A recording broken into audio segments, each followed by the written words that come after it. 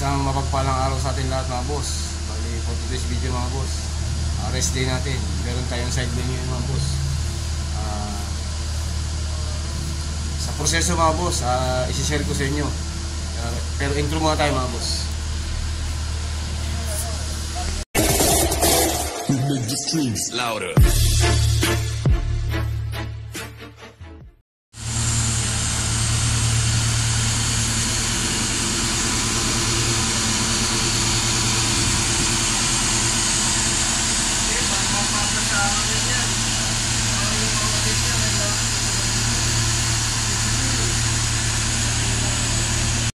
Maliit yan mga boss, yung unit.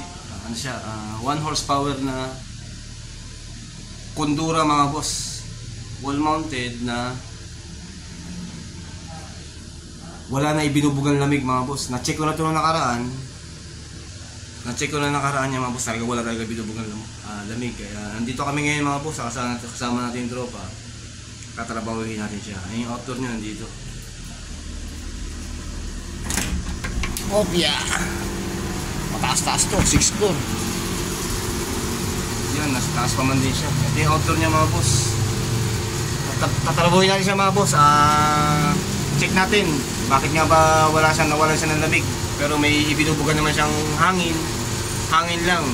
Umaandar naman yung compressor, pero walang pinuprovide na lamig mga boss. Stay tuned lang mga boss. Isi-share ko sa inyo kung paano namin siya tatrabahuhin. Utay-utay mga boss para may ibahagi ko sa inyo. Kondura yan mga boss. Kondura na 1 horsepower. Inverter siya mga boss. Mga ibang outdoor sa lubarin na dikit-dikit sila. Pero yung outdoor unit na gagawin natin nasa pinakamataas.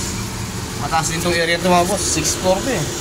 Kaya ingat tayo. Medyo may dobling ingat. Yung aqua residence, may mga client din tayo dyan mga boss. Sa ngayon, dito mga tayo. Bali yan mga boss, babaklasan na ni Master Book yung face cover ng indoor.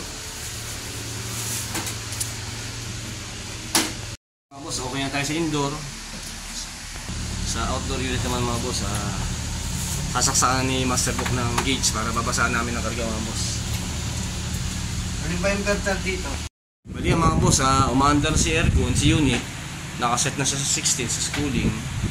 Ang monitoring namin sa labas mga boss. Hinihingi niya ito. Yan mga boss, 27 PSI lang ang karga niya. Meaning bagsak talaga yung ano niya, refrigerant niya. Tapos yung discharge niya mga boss, nagyayelo. Talagang lack of refrigerant mga boss. Walang halos paubos na yung laman niya. Kaya sa ngayon mga boss, sasaksakan namin siya ng pressure gamit yung DIY natin para mahanap natin yung saan nagmumula yung leak mga boss. Bakit siya nawala ng preyon? Ang laki ng ibinagsak ng ano, Yung sa puti. ang laki ng ibinagsak ng load niya mga boss. 27 PSI lang, dapat nasa 130 to eh. 120 to 130 PSI dapat mga boss. Kaya tatrabuhin natin siya mga boss, pasukan natin siya ng pressure. Bali yan mga boss, minomonitor na lang namin siya. Tapos pinaghihigpit-higpitan na namin yung mga nut niya mga boss. Yan yung mga flare nut niya, suction tsaka discharge galing sa indoor. Tapos itong sa service niya mga boss, hinigpitan na rin natin yan, possible. Tapos minomonitor na natin yung karga niya mga boss.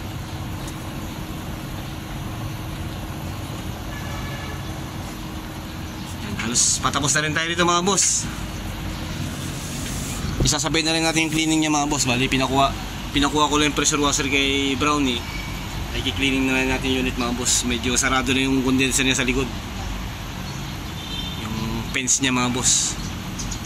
Kunin yung kamay natin Yan mga boss, pati ito i-recommend natin kay boss na for cleaning na rin ito yung mga outdoor mga boss. Siguro yung technician na nagkiservice sa kanya, yung indoor lang ginagawa, nililinis, hindi sinasama yung outdoor. Kaya i-recommend ko rin kay boss i-cleaning tong outdoor niya mga boss.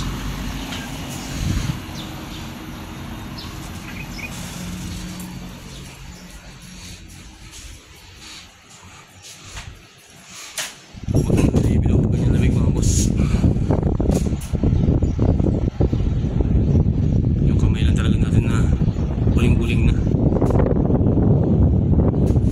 Stay tuned mga boss, alas patapos na rin tayo.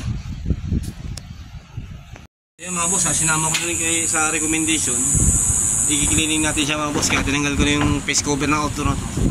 Bubugahan natin itong fence niya mga boss. Tapos, hihigpitan natin yung mga nut niya, mahihigpitan yung mga connection. Leak test mga boss, tapos kakarga tayo ng preyon mga boss kung kinakailangan. Alin?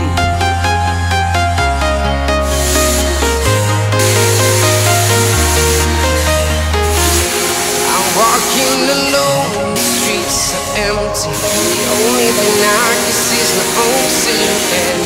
I'm getting stronger, step by step. Clock is ticking, but there's no time for regrets. I've been flying from town to town, from London to Taiwan.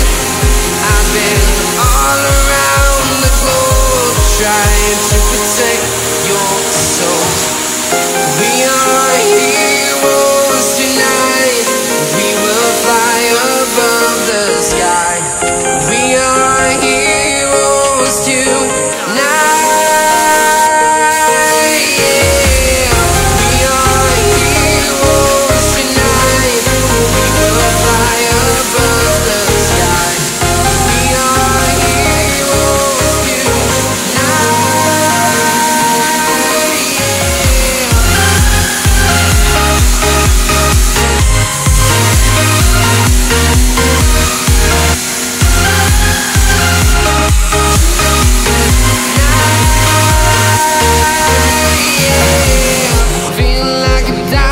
Nagdiligtis kami.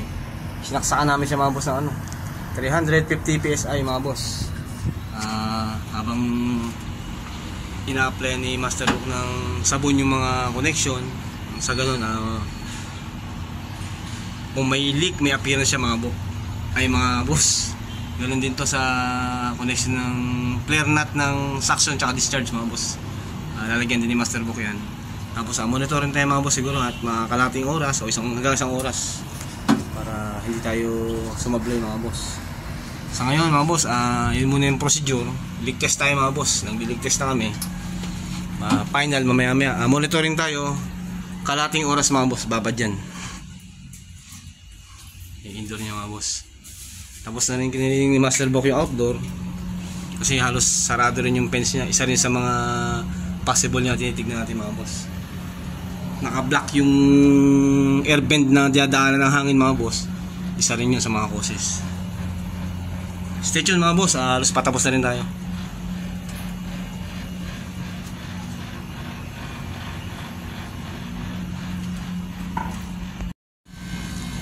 Ayan mga boss, nagba-vacuum na tayo.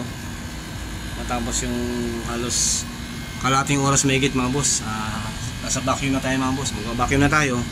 Tapos maya magcha-charging na tayo mga boss. Charging of refrigerant. Bali ang preyo niyan mga boss, R32 ang preyo niya. Kaya vacuum muna tayo mga boss. Siguro mga kalating oras may higit. Tapos charging na tayo mga boss.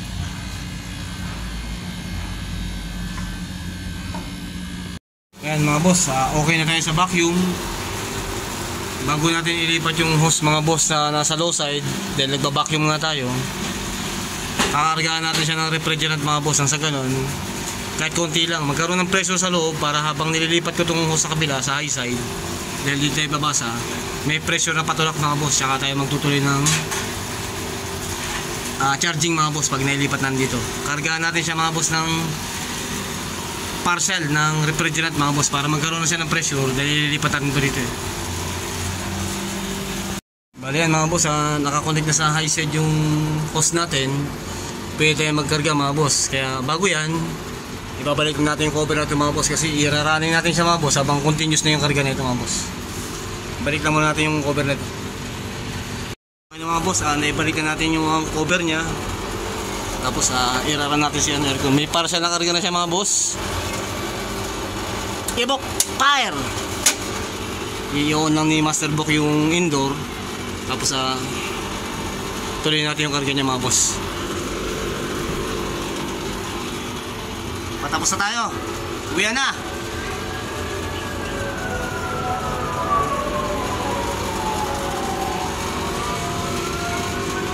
Init! Yeah, fire! Umandar na, sige lang. Patay pa yung compressor. Magkano pa yan? Papalo ito mamaya. Pag ano yan, umandar yung compressor. Bababa ito. Bababa yung karga niya. Tapos pag steady na siya, may repair siya tayo mga boss para magpatuloy yung karga. Stay lang mga boss, patapos na rin tayo. Yan mga boss, ongoing yung charging natin habang binabalutan ni Master Book yung naka-expose na tubo ng mga boss. Ongoing yung charging natin.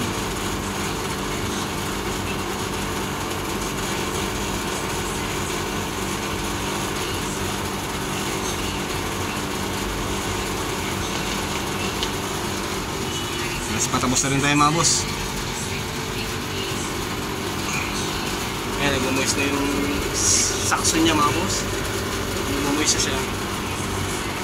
Mumonitor natin yung karga niya mga boss. Dahan-dahan, marahan, huwag natin bibiglayin. Ayan mga boss, stable na yung running pressure niya. Ipapabalik ko na kay Master Book yung cover nito. Patanggal ko na yung hose. Tapos okay tayo mga boss, uwi na. Papakalas ko lang kay Master Book yung blue book ha. Masaramit ng kibok ha. Kaya sa indoor. Ayan. Ayan mga boss, okay si aircon. Running na siya. Dumi ako. Ayan mga boss.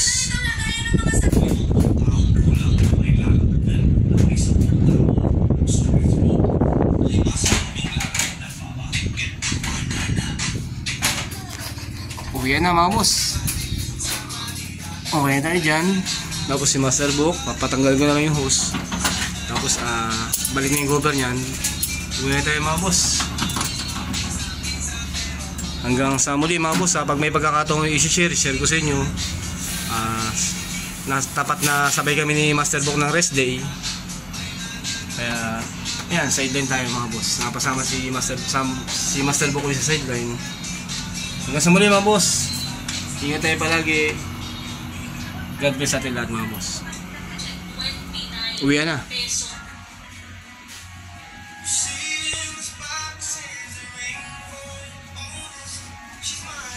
Gamit, ano it's? Ligid na. Uwi tayo. Okay na yan.